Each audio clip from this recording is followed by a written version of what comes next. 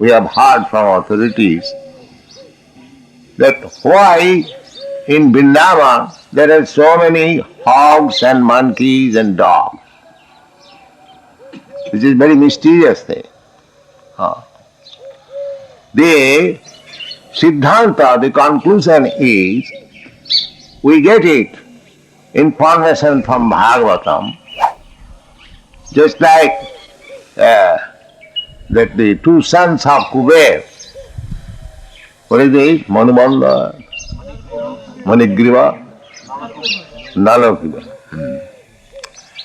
They wanted extensively sense enjoyment, they are enjoying.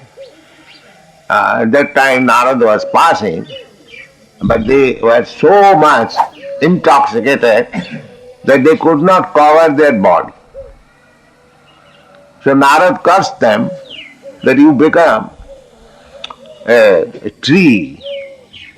But when they were very much submissive, fell down on the feet of Narada, how he shall get. So he asked them to get the tree life in Vrindavan. And because they were put in Vrindavan, after some time they are delivered. So similarly, those who are executing devotional service, but at the same time cheating. Cheating means outwardly very devotional, inwardly doing all sinful activities. Such living entity is given the chance to become a hog and dog in Vrindavan. So that the reaction of the sinful activities, they get this body, at the same time, due to their touch with the dust of Vrindavan, they become eliminated of all sinful activities and liberated.